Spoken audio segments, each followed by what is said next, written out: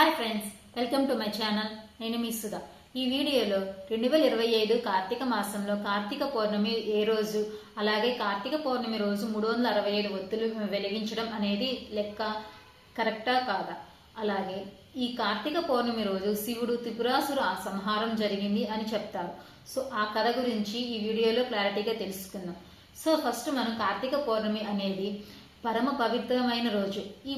ఈ కార్తీక పౌర్ణమి శివుడికి అలాగే విష్ణుమూర్తికి అత్యంత ప్రత్యేకమైనటువంటి రోజు. ఈ కార్తీక పౌర్ణమి తిథి అనేది నవంబర్ 4 మంగళవారం రాత్రి 9:40 నుంచి నవంబర్ 5 బుధవారం రాత్రి 7 గంటల వరకు ఉన్నది. సో ఈ కార్తీక పౌర్ణమి రోజున నోములు, వ్రతాలు అలాగే సత్యనారాయణ స్వామి వ్రతం చేసుకుంటే చాలా మంచిది. ఈ పౌర్ణమి రోజు ఉదయాన్నే లేచి తలారా స్నానం చేసి 365 ఒత్తులు అనేవి ఒకటి చొప్పున మనం దాన్ని 365 ఒత్తులు వెలిగించుకో. ఎందుకంటే మనం ఒక్క ఒత్తిని ఎప్పుడు వెలిగించం కదా. సో అలాగా లెక్క ప్రకారం 2 ఒత్తులు వెలిగించుకోవాలి. ఈ ఒత్తులు అనేవి ఇంటిళ్ళ పాదిలో ఎవరైనా వెలిగించవచ్చు. కాకపోతే భర్త ఇంటికి పెద్ద కాబట్టి సో భర్త వెలిగించినట్లయితే కుటుంబం మొత్తానికి ఆ పుణ్యం అనేది దక్కుతుంది.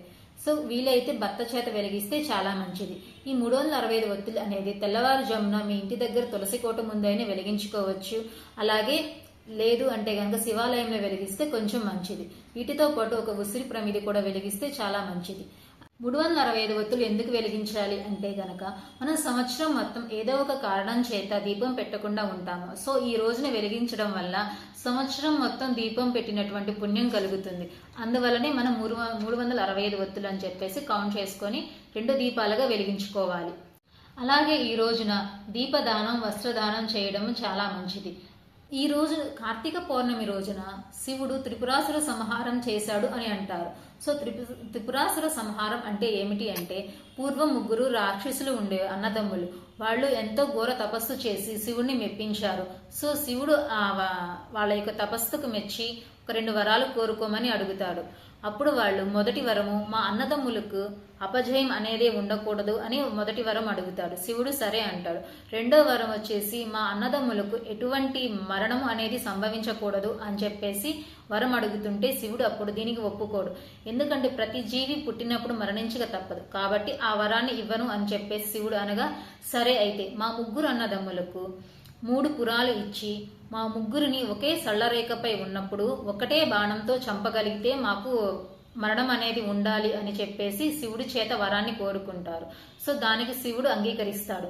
సో తర్వాత ఈ రాక్షసులు చేసేటటువంటి విధ్వంసాలు ఈ దేవుళ్ళు, జనాలు వీళ్ళందరూ భరించలేక కొన్ని వేల సంవత్సరాల తర్వాత శివుడి దగ్గరికి వచ్చి వాళ్ళు చేస్తున్నటువంటి ఘోరాలను చెప్పి శివుడితో మొరపెట్టుకుంటారు. అప్పుడు శివుడు తను చేసినటువంటి ఆ వరం వల్లే ఇలా జరిగిందని చెప్పేసి స్వయంగా శివుడే వచ్చి యుద్ధాన్ని మొదలు పెడితే ఎన్నిసార్లు కూడా అంటే వాళ్ళ 3ని ఒకే సరళరేఖపై తీసుకొచ్చి ఒకటే బాణంతో చంపుతాడు.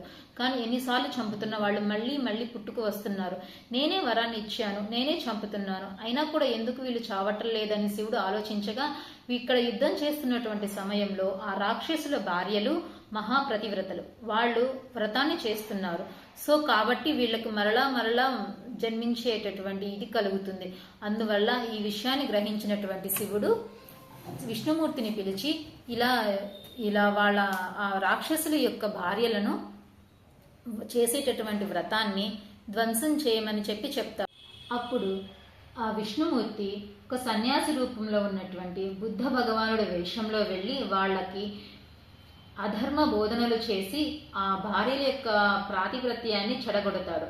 సో అప్పుడు ఒకే ఒక బాణంతో శివుడు ఆ రాక్షసుని సంహరిస్తాడు. దీనినే త్రిపురాసుర సంహారం అని అంటారు.